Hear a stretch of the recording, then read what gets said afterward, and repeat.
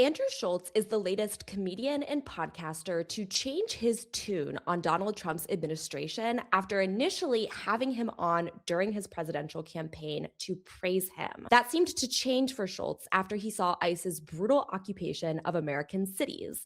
But is this change really genuine, or is it just a way to ride the changing tides of popularity? Andrew Schulz is a 42-year-old podcaster who's best known for Flagrant and Brilliant Idiots. Previously, like a lot of major podcasters today, he had a career in entertainment and hosting and also stand-up comedy. He appeared on MTV shows, and today he's broadly known as part of the Manosphere. He has a lot of anti-woke opinions, and in the lead up to the 2024 presidential election, Schulz had Trump on his show. Like a lot of podcasters who Trump was visiting at this time, he didn't ask very incisive political questions. He mostly just laughed and joked around with the presidential candidate. But today, he seemingly is regretting that full-throated endorsement of Trump. And look, I know I had Trump on the podcast, and I'm aware. Stop explaining that. Man. No, but let me just clarify, because I think it is important to say, like, I know how I had him on the podcast, and when I'm talking out about this, I'm not doing it to get people to be like, oh, he's a good guy or whatever like that, or trying to get anybody on my side. I understand that this is a horrific event that happened. I objectively want to talk about it. I'm not trying to win anybody over in this. You understand? You know the difference between right and wrong. There's a difference between right and wrong, and there's a difference between respecting and honoring the Constitution, the backbone of our country, and then completely shredding it. And this is completely shredding it. And now they're realizing that people have noticed it, and now they're trying to backtrack it. But by the way, he's been wiping his ass with the Constitution. Sure. I've been on record a million times saying, when he said we should terminate the Constitution to overthrow the results of an election, shit like that got to be disqualifying if you're running for president. So here's a perfect example. So it's I know that there are people sounding the alarms about this. When I saw these last few weeks in Minnesota, I didn't think it was possible to happen in the United States of America. I'm being 100% serious. To white people?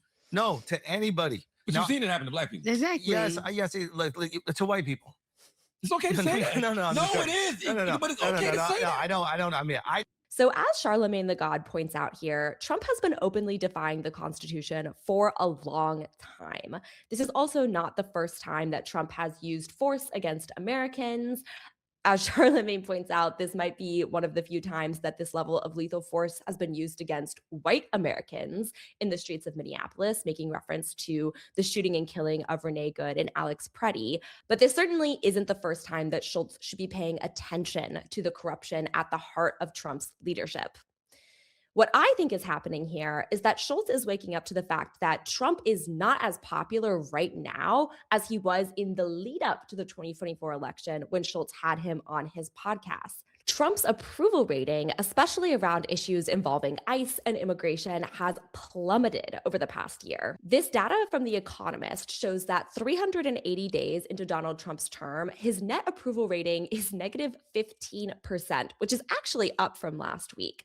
Overall, that's 41% approval and 56% disapproval. So in June 2025, Schulz told the New York Times that he actually identified as a political journalist, and not just any political journalist, but one of the foremost political journalists of our era. But the reality is that podcasters like Andrew Schulz aren't journalists at all. They're entertainers, and they don't follow where the winds of facts, evidence, and reality go. They follow where the winds of public approval goes. So with that in mind, Schulz's heel turn on Trump may have less to do with what's actually happening on the ground and what Schulz feels he needs to say to maintain his credibility to his audience, stay popular online, and most importantly, continue profiting from his podcast and his other ventures. So that performance looks a little something like this. So let's talk about what happened in Minneapolis. ICE murdered an American citizen in cold blood, and then the Trump administration called him a domestic terrorist. Yeah. That's it. Yeah. Like plain and simple. Yeah. I see the administration trying to spin it, and it's fucking disgusting. Yeah. It's like they didn't even have a moment where they're like, hey, we're reviewing the footage. We're going to try to see what's really happening. All of them, Trump and all the cronies, put out collective statements that immediately blamed an American citizen that was exercising his First and Second Amendment rights. right? He has the right to protest. He has the right to carry a firearm. He's a legal gun owner, right? There's no question about this whatsoever. And the administration immediately comes out and they try to gaslight the public, which you cannot do when we have 15 different videos of what happened. Yes.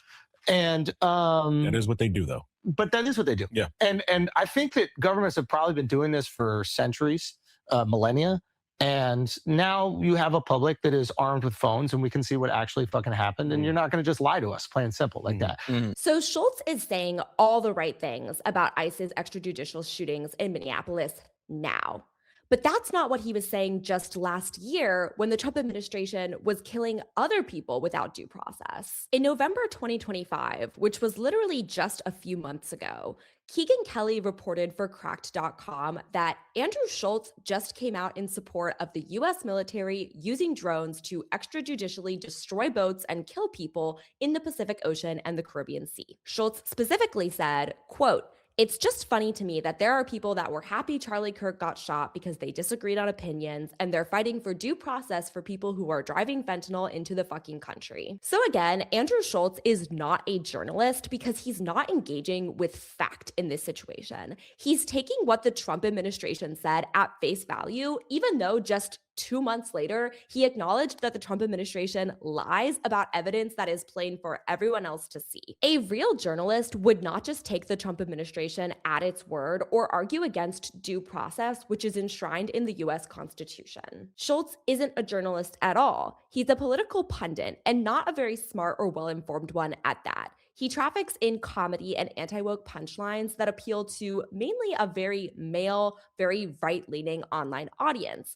But over the past few months, that audience has started to shrink in its size and power because there's been a massive backlash to what the Trump administration is doing. Somebody who was actually savvy would have likely anticipated that this was going to happen. But Schulz is now trying to catch up to the greater tide of public opinion that is shifting away from him. Keegan Kelly writes for Cracked.com now. Without a doubt, Schulz deserves criticism for buttering up Trump with abortion jokes on his podcast and declaring his support for the Trump Vance ticket leading up to the 2024 election. Any real journalist would have done their research on Trump, asked more meaningful questions about policy, and pressed him about his plans for his second term as understood by everyone not under the influence of the Manosphere. Nothing that has happened in Minneapolis or around the country has been a surprise to anyone who maintains the base degree of intellectual skepticism necessary to be an informed voter.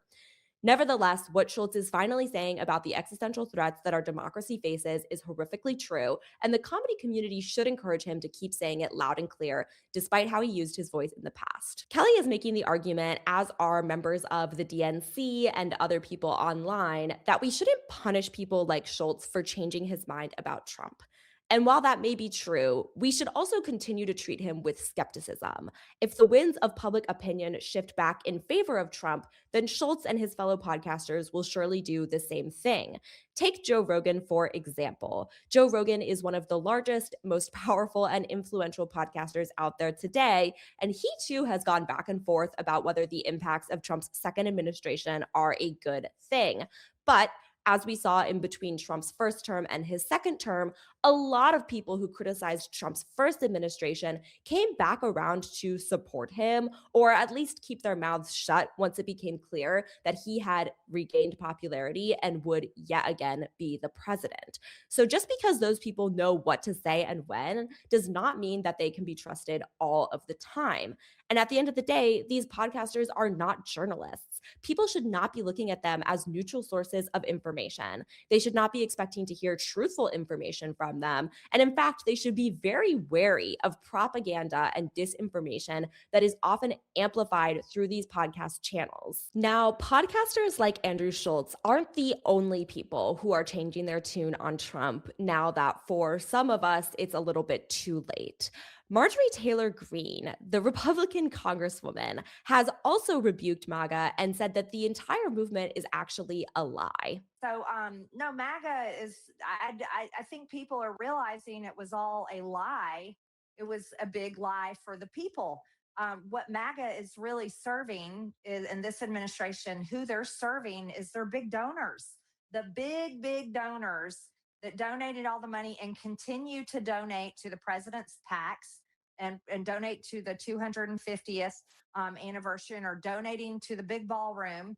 And if they're donating to all these things, those are the people that get the special favors, they get the government contracts, they get the pardons, or somebody they love, or one of their friends gets a pardon. And it's the foreign countries that are running the show here. It's the major big corporations and what is best for the world. Interestingly enough, during this interview, Kim Iverson asked Marjorie Taylor Greene if there was somebody influencing Trump in his orbit or in his inner circle to act in a way that did not benefit the American people at large.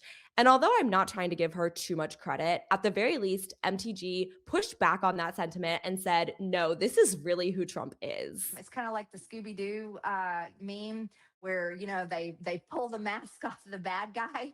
Well, the mask is being pulled off, and Make America Great Again isn't really about America or the American people. It's not about the American people. How did Trump fall into that trap? I mean, it seemed like he was so, leading the charge with MAGA, and he was going to be the one draining the swamp. And instead, he's definitely become a giant swamp creature, the leader of the swamp at this point. But somebody's got to be influencing him, or people around him have to be convincing him that going to war with Iran is the right thing to do, which is totally and completely insane. Well, I question that myself, knowing I know the president, worked with him for quite a few years, traveled with him, campaigned with him, visited him, talked with him on the phone, text message with. I mean, I know the president. I don't know. People always think, oh, it's his staff. They want to blame everyone around him. There may be a point where people have to come to grips with, this is Donald Trump. You know, he's pretty hard to tell what to do. If anybody that knows President Trump knows you can't push him around, you can't tell him what to do. He can be influenced by people. Certain people definitely do influence him based on things they tell him. But is anybody really making him do these things? I think that's one question you can ask. Another question you could ask is, again, what did that bullet in Butler, Pennsylvania do? Again, Andrew Schulz and Marjorie Taylor Greene at this moment in time are both correct. Trump is violating the Constitution. He is doing special favors for donors and using the office to enrich himself. And he is the one leading the show. As Marjorie Taylor Greene just said there, it's pretty hard to tell Trump what to do. It's not that he's being influenced, it's that he is in the driver's seat and this is what he's choosing to do with it. The question then becomes, what took these people so long to figure this out when plenty of other people knew this about Trump all along and could see very plainly with our own two eyes the corruption, the violence, and the injustice that follows Trump everywhere he goes and always has. This post says, when the very people who enabled this all start to walk their positions back, their expressions of regret won't be enough. Not long ago, they were yucking it up with the Fuhrer himself. As the saying goes, the left is always right too early. Never let them forget their complicity. A lot of these people hitched their wagon to Trump in the first place for personal gain, and now they're unhitching it and turning their back on him for the exact same reason. While there is a pathway for everyday people who have been misinformed and manipulated to learn new information and change their mind, these people in particular had the resources and access to information all along, and this is what they chose to do with it. They chose to enable Trump's rise and fascism more generally. This is especially true for Marjorie Taylor Greene, who was in Congress and had all of this power and information at her disposal, much more than other American citizens who elected her to represent and lead them. She's saying now she led them astray, and she should continue to be held accountable for that, as should entertainers like Andrew Schulz, who used their enormous power, privilege, and opportunity to mislead and misinform swaths of other people. It is a good sign for our country and the world at large that a lot of these influential people are, quote, finally waking up to the reality, but I question how much of this is calculated. At the end of the day, we still need to hold accountable those who were complicit in Trump's rise and return to power, and most importantly, we need to hold Trump himself accountable. If these people are going to help us do that, then good. But if they're just here to reap the reward of changing their mind and going along with the popular tide shift, then we really don't need them after all.